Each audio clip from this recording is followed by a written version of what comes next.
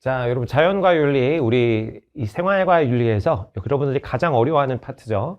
분배 정의와 더불어서 가장 어려워하는 파트인 자연과 윤리 한번 살펴보도록 하겠습니다. 근데 뭐 정확하게 구분만 잘 해주시면 어차피 너무 어렵게 요새는 너무 어렵게 출제하지는 않거든요. 어쨌든 교과 과정 내에서 여러분 충분히 풀 수 있게 그렇게 출제하기 때문에 너무 쫄 필요 없다. 그래서 뭐 사상과 하나하나를 너무 막 깊이 있게 원전 찾아보고 뭐 이러실 필요 없어요. 친구들 많이 쫄아가지고 이 자연윤리 나오면 두려움에 떠는데 너무 그러실 것까지는 없다. 편하게 그리고 좀 깊이 있는 부분들, 좀 찝어주는 부분들, 구별되는 부분들 그런 것만 좀 잘 신경 써서 해주시면 되겠습니다. 자, 먼저 가보면, 자, 인간중심주의 윤리라고 나옵니다. 인간중심주의 윤리. 자연을 바라볼 때 이제 인간중심주의면은 말 그대로 인간을 가장 우월하게 두고 그 자연을 바라보는 거죠. 우리 아바타에 보면은 뭐예요? 나비족과 대립하는 그 인간의 모습이 나오죠. 그래서 이제 인간중심주의는 그 나비족과 대립하는 그 인간의 어떤, 사상이 반영된 거라고 보시면 되겠습니다. 여기 인간중심주의 윤리 나와 있습니다. 자, 의미를 보시면, 자, 자연은 도덕적 권리가 없어요. 그래서 자연은 어떤 도덕적 권리가 없고, 이 도덕적 권리라는 말은 도덕적 지위하고도 이제 유사한 얘기예요. 이제 뭐 완전히 같은 말은 아니지만, 도덕적 지위라고 보셔도 상관이 없습니다. 자연은 도덕적 권리이자 도덕적 지위가 없고, 자, 인간만이 도덕적 권리, 도덕적 지위를 가진다. 이런 얘기입니다. 여러분, 도덕적 권리라는 것은 도덕적으로 고려받아야 할 그런 권리를 말하는 것이고, 마찬가지로 도덕적 지위를 지녔다는 것은 일정 부분 이제 도덕적인 어떤 대우를 받아야 돼, 고려를 받아야 될 그런 지위를 가졌다라는 취지거든요. 그래서 이 도덕적 권리, 도덕적 지위는 인간만이 가진다라고 보는 것이 인간 중심주의의 의미가 되겠습니다. 자, 대표자들을 살펴보기 전에 여기 특징을 한번 좀 살펴볼게요. 인간 중심주의의 특징 한번 보면, 자, 이분법적 세계관입니다. 그래서 인간과 자연을 뭐해 본다? 딱 쪼개서 본다. 인간과 자연을 딱 쪼개서 인간의 우월성을 강조하는 거죠. 그래서 이성을 지닌 인간이 어느 자연적 존재보다 우월하다. 이렇게 보는 게 인간 중심주의 이분법적 세계관입니다. 그리고 자연을 도구로 봐요. 그래서 도구적 자연관 이렇게 표현합니다. 그래서 자연을 그 자체로 가치는 존재가 아니라 인간을 위한 도구일 뿐이다 라고 이제 생각을 하는 거죠. 자, 그리고 이거는 이제 기계론적 자연관이라고 나와 있는데 요거는 이제 베이컨과 데카르트의 입장입니다. 그래서 자연은 생명이 없는 물질의 기계적 움직임으로 생각한다. 요거는 누구라고요? 이제 배울 베이컨과 데카르트의 입장이다. 데카르트의 입장. 그리고 이제 환원론적 자연관이라고 해서 요것도 이제 근대 이후로 이제 인간의 이성이 발달하면서 나타나게 된 어떤 하나의 자연관인데, 복잡한 자연현상을 단순한 물리법칙으로 다 설명하는 게 환원론적 자연관입니다. 뭐 예를 들면 아인슈타인의 그 상대성 이론 법칙이 E는 mc 제곱이라는 게 있잖아요. E는 mc 제곱. 이거는 뭐냐면은 에너지는 전 잘 몰라요. 저는 지금 사회선생이기 때문에. 어쨌든 이 에너지는 질량 곱하기 가속도 제곱이다. 뭐 이런 거잖아. 그래서 이 모든 것을 다 뭘로 설명할 수 있다는 거야. 에너지로 설명할 수 있다는 거죠. 이 공식으로 따지면. 그렇게 이 복잡한 자연현상을 이렇게 에너지로 다 물리현상으로 설명할 수 있다. 이렇게 보는 게 일종의 환원론적 자연관이라고 볼 수가 있겠습니다. 그래서 하여튼 뭐 환원론적 자연관은 크게 중요한 건 아니고, 기계론적 자연관은 좀 잘 알아두세요. 자연은 하나의 커다란 기계와 같다. 베이컨과 데카르트 같은 사람의 그런 입장이다. 이 이분법적 세계관, 도구적 자연관, 요거는 인간 중심주의면 다 공유하는 그런 입장이고. 자, 그럼 가봅니다. 자, 아리스토텔레스 한번 보시면, 자, 아리스토텔레스의 관점을 여러분 목적론이라 그래요. 목적론적 존재로 이렇게 얘기합니다. 목적론적 존재론. 자, 목적론이란 게 뭐냐면 모든 존재는 다 목적을 가진다 이런 얘기예요. 자, 전자 칠판에 이제 쓰는 전자 펜슬 뭐 이런 거의 목적은 뭐예요? 이렇게 뭐 쓰는 거죠. 쓰는 거.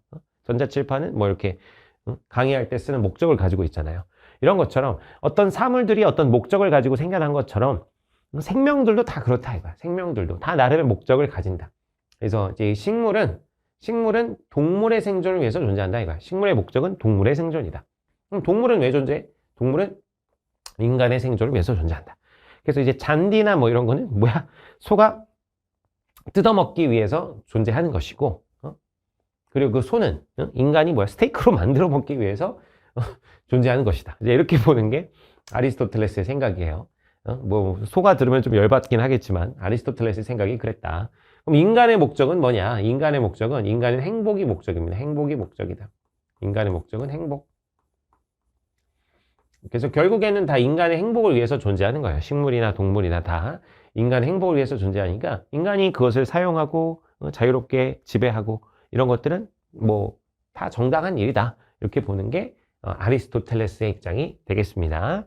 자, 그 다음에 중세 신학자인 아퀴나스. 아퀴나스는 신학자죠. 신학자이기 때문에 뭘 강조하니까 신의 뜻, 다른 말로 하면 신의 섭리라고 하죠.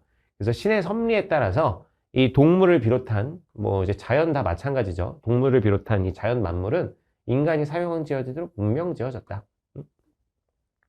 이런 얘기입니다. 자, 뭐 이 아퀴나스는 신학자라 그랬는데 이 크리스트교의 어떤 세계관에서 크리스트교의 세계관에서 인간과 자연은 급이 달라요. 성경에 보면 나오잖아. 구약 성경에 보면 태초에 뭐 말씀이 있었다. 그러고 이제 하나님께서 뭘 하십니까? 천지창조를 하십니다. 하나님께서 천지창조를 하셔요. 천지창조를 해가지고 세상 만물을 창조하고 나시고 보니까 너무 멋있는 거야. 너무 잘 만들었다. 그래서 이 자연을 이제 혼자 보기가 너무 아까우셔서 그래서 뭐야? 자신을 닮은 존재인 뭘 만드신다? 인간을 만드신다. 인간을 창조. 천지창조를 먼저 하시고 후에 뭘 만드신다? 인간을 창조하신다. 그래서 자연은 그냥 이 자연은 말이죠. 천지는 그냥 피조물일 뿐이에요. 신의 피조물. 신의 피조물인데 인간도 물론 신이 만든 피조물입니다만 인간은 신의 모습을 담게 만드셨어. 그래서 뭐야? 신의 모사라 그래. 신의 모사, 신을 닮은 존재다. 신의 모사. 여보 우리 뭐야? 목소리 흉내낼 때 성대모사라고 하잖아. 그런 것처럼 신을 닮은 존재야. 그래서 이 크리스트교의 세계관에서는 인간과 이 천지, 자연은 급이 다릅니다. 인간은 피조물이긴 하지만 신의 모사고 자연은 단순한 피조물일 뿐이에요. 그래서 신의 모사인 인간이 이 자연을 지배하는 건 지극히 당연한 일이다라는 거야. 그래서 이건 당연한 일이다. 그래서 이거 신의 섭리에 따라서 인간이 자연을 지배하는 것은 당연한 일이다. 자, 그런데 근데 어쨌든 자연도 피조물이긴 하잖아요. 신의 피조물이잖아. 그러니까 자연을 뭐 불필요하게 파괴하는 건 안 되겠죠. 자연을 불필요하게 파괴하는 건 그건 안 되네. 인간이 뭐 필요에 따라서 자연을 지배하고 이용하는 것은 그건 신의 섭리지만 그 나머지 피조물들도 자연들도 신이 만든 거니까 함부로 불가피하게 파괴해서는 안 되겠죠. 그래서 뭐 이런 표현을 하긴 해요. 동물에게 동정심을 갖게 되면 동물에게 동정심을 가지면 인간에겐 더 큰 동정심을 가진다. 인간에게 더 큰 동정심을 갖게 될 것이다. 그래서 이제 동물을 함부로 괴롭히지 말라 이런 얘기는 합니다. 근데 우리가 배고파서 동물 먹고 이런 거는 뭐 지극히 당연한 일이에요. 근데 불필요하게 동물을 괴롭히지 말아라. 동물에게 동정심을 가지면 인간에게 더 큰 동정심을 가질 것이다. 이런 얘기를 했던 게 아퀴나스입니다. 그래서 아퀴나스 같은 경우는 이제 좀 온건한 인간 중심주의라고 볼 수 있어요. 뭐 아리스토텔레스도 뭐 이렇게 온건한 인간 중심주의로 분류할 수 있습니다. 그런데 그래서 이제 얘네들은 좀 온건해요. 그렇다고 해서 뭐 인간이 자연을 지배하고 이용하는 건 당연하지만 그렇다고 해서 불필요한 파괴는 하지 말아라. 이게 이제 아퀴나스, 아리스토텔레스의 그런 입장인데 베이컨과 데카르트 같은 경우는 굉장히 강경합니다. 굉장히 강경한 인간 중심주의다.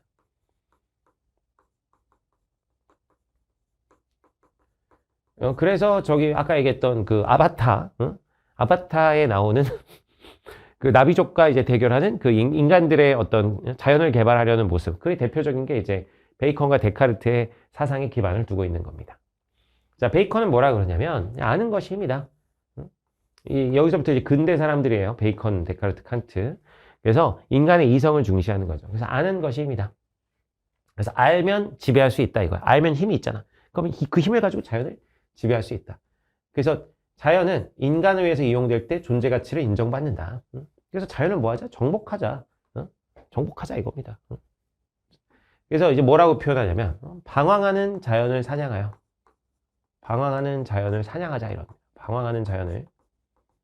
인간의 손이 닿지 않은 자연은 방황하는 자연이다. 방황하는 자연을 사냥하여 노예로 만들어야 된다. 이렇게 얘기합니다. 노예로 만들어야 된다.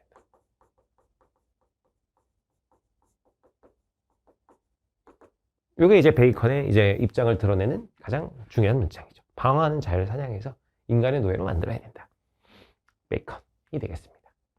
자, 데카르트로 넘어가 보면 데카르트나 베이컨은 자기 인간 중심주의, 여기 환경윤리에서는 크게 구분하실 필요는 없습니다. 거의 유사하거든요. 어쨌든 이 자연을 하나의 좀 커다란 기계로 보는 그런 입장입니다. 그래서 이제 베이컨은 이제 뭐라고 그러냐면, 그래서 이제 아까 얘기했던 기계론적 자연관의 대표적이에요. 그래서 자연을 커다란 기계로 봅니다. 자연을 커다란 기계로 봅니다. 그래서 그 기계를 정확히 이해하면 그 기계를 지배할 수 있다. 이게 이제 베이컨의 생각이에요. 자, 데카르트도 유사한데, 데카르트, 이제 뭐 철학적으로는 베이컨과 데카르트는 많은 차이가 있습니다. 베이컨은, 윤사하는 친구들은 알지만 베이컨은 경험주의자고, 데카르트는 합리론자거든요. 어쨌든 뭐 생애에서 그런 게 중요한 건 아닙니다만, 데카르트를 규정하는 가장 중요한 명언이 바로 이거죠. 나는 생각한다? 그러므로 나는 존재한다. 자, 이게 뭔 얘기냐? 자, 우린 이게 이제 방법적 회의라는 건데, 데카르트는 모든 걸 다 의심하던 사람이었어. 이걸 이제 방법적 회의라 그래요. 이건 뭐 생윤에서는 크게 중요하진 않습니다만, 그래도 한번 좀 써보면. 방법적 회의. 방법적 회의라는 것은 뭐라고요? 방법적 회의는 모든 걸 의심해 본다. 방법적 회의. 우리 윤사하는 친구들은 알 텐데, 그래서 모든 걸 다 의심하던 사람이었어. 예를 들면 우리가 여러분 꿈을 꾸게 되잖아요. 근데 되게 현실적인 꿈을 꾸게 되면 그게 꿈인지를 몰라.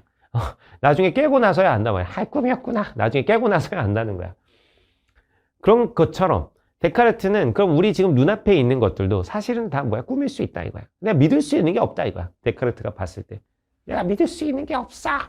자, 그래가지고 계속 의심을 하는 거야. 이것이 진짜일까? 저것이 진짜일까? 하면서 끊임없이 의심을 하다가, 그러다가 의심할 수 없는 한 가지 진리를 발견하게 됩니다. 그 진리가 바로 뭐냐?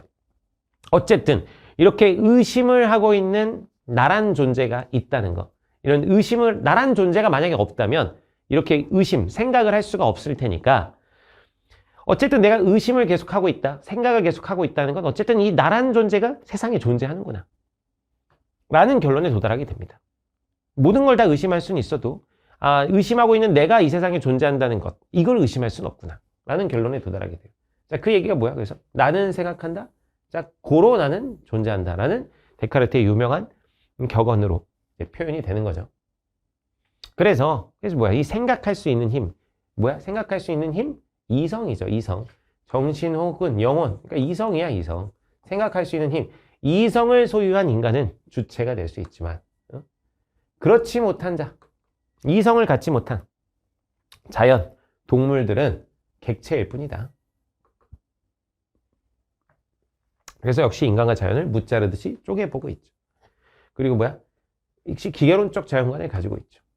기계론적 자연관 하면 베이컨하고 데카르트입니다. 그래서 이렇게까지 얘기해요. 동물 기계론. 동물은 뭐가 없다? 동물은 영혼이 없다.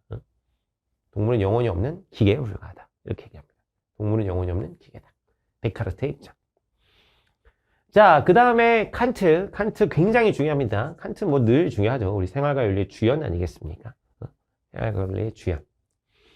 자, 칸트가 중시하는 건 늘 뭘 중시해요? 인격성을 중시하죠. 인격성. 자, 그래서 자유롭고 이성적인 행동을 할 수 있는 인격을 갖춘 인간만이 도덕의 주체가 될 수 있다. 도덕의 주체. 이성이 없는 동물에 관해서, 자, 인간은 간접적인 도덕적 의무를 가질 뿐 직접적 의무는 없다. 자, 여러분 여기에서 좀 내용을 좀 정리해보면, 여러분 이게 뭐뭐에 대한 의무가 있어요. 뭐뭐에 대한 의무가 있고, 뭐뭐에 대한 의무는 여러분 이걸 뭐라고 하면 이게 직접적 의무예요. 직접적 의무. 뭐뭐에 대한 의무가 직접적 의무고, 뭐뭐와 관련된 의무가 있어요. 관련된 의무. 요거는 간접적 의무라고 합니다. 간접적 의무. 자, 뭔 얘기냐? 말이 좀 어려워지는데, 자, 여러분 일단 칸트의 입장을 좀 더 설명을 드릴게요. 여기 나오면, 자, 인간이 동물을 잔인하게 대하면 대할수록 인간을 대할 때도 잔인한 행동을 할 가능성이 높아진다. 이게 약간 아퀴나스랑 유사한 면이 있죠. 근데 칸트는 그걸 또 좀 더 자세히 얘기를 하는 겁니다.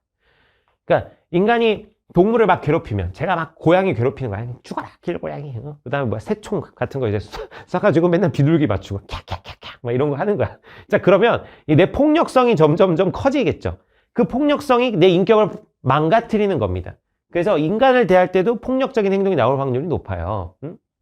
자연에 대해서도 마찬가지야. 자연을 막 내가 아름답게 보살피는 것은 내 인격에 좋은 영향을 주지만 자연을 막 파괴하고 막 꽃을 막 짓밟고 막 그렇게 살면 내 인생, 내 인격에 안 좋은 영향을 준다는 겁니다. 내 인격에 안 좋은 영향. 그렇죠? 그래서 자연이나 동물 자체를 위해서 그러는 게 아니라 내 인격을 위해서 이 자연을 보호해라. 이게 칸트의 입장이거든요. 그래서 동물 자체의 가치를 고려해서 그러는 것이 아니라 내 인격에 대한 영향을 고려해서 이제 동물이나 식물, 자연을 보호해줘야 된다. 이러는 게 칸트의 입장입니다. 그래서 이 칸트가 이 동물과 자연에 대해서 가지는 의무는 직접적 의무가 아니에요. 동물 자체에 대해서 가지는 의무가 아니잖아. 동물 자체의 가치를 고려한 의무가 아니기 때문에 뭐는 아니다? 직접적 의무는 아니다. 그래서 직접적 의무는 아니에요. 직접적 의무는 뭐뭐에 대한 의무야. 그래서 동물에 대한 의무는 없는 겁니다. 동물에 대한 의무는 없지만 이 동물과 관련된 의무가 있어요. 동물이나 식물이나 하여튼 그 밖에 자연과 관련된 의무는 있는 거야. 동물과 식물에 대해서 다시 동물과 식물과 관련해서 우리가 이제 걔네들을 잘 이제 아껴주고 보살펴주면 내 인격에도 좋잖아. 그래서 그들과 관련된 의무, 이건 이제 간접적 의무라고 표현합니다. 간접적 의무. 그래서 칸트는 자연에 대해서, 동물에 대해서, 식물에 대해서 직접적 의무는 없지만, 자, 무슨 의무는 가진다? 간접적 의무는 가진다. 간접적 의무를 가진다. 자, 그래서 뭐뭐에 대한 의무는 무슨 의무라고요? 직접적 의무. 뭐뭐와 관련된 의무는 무슨 의무? 간접적 의무. 자, 이거 구분해서 잘 알아두시면 되겠습니다. 자, 그래서 이성이 없는 동물에 관해서 인간은 간접적인 도덕적 의무만 가진다. 그래서 칸트니까 간접적 의무 이렇게 이제 이해해 두시면 되겠습니다. 그래서 간접적 의무를 가진다. 그렇다고 해서 칸트가 무슨 동물이나 자연이 어떤 도덕적 지위를 가진다 이렇게 얘기하는 건 아니에요. 왜? 칸트도 역시 뭐니까 인간 중심주의자니까. 그래서 동물이나 식물이나 자연이 도덕적 지위를 가지진 않지만 그들을 잘 보살펴 주는 것이 우리 인성에 좋으니까 동식물을 함부로 파괴하지 말아라. 이제 이렇게 이야기하는 것입니다. 됐죠? 자, 그 다음에 이제 한계 보면, 자, 이게 인간 중심주의 한계는 이거 그냥 쓱 보시면 돼요. 인간이 인간 중심으로 생각하다 보니까, 자원을 낭비하고 환경오염을 일으키고 생태계 파괴 등을 정당화해서 환경 문제의 원인이 되었다. 그래서 인간 중심주의를 좀 넘어서는 탈인간 중심주의의 중요성이 이제 커지게 되었다라고 보시면 됩니다. 여러분, 인간 중심주의에서 강조하는 것은 결국에는 뭐야? 이제 동물과 식물이나 이런 자연들은 결국 인간의 자원으로서, 도구로서 존재한다. 이런 것들을 지금 강조하는 그런 사상입니다. 그래서 하지만 뭐 이제 칸트 같은 온건한 인간 중심주의자는 뭐라 그랬어요? 우리 인격을 위해서 이 동물과 식물들을 보호하자. 이런 얘기를 했던 것입니다. 자, 그 정도 잘 기억해 두시고, 자, 동물 중심주의로 넘어가겠습니다.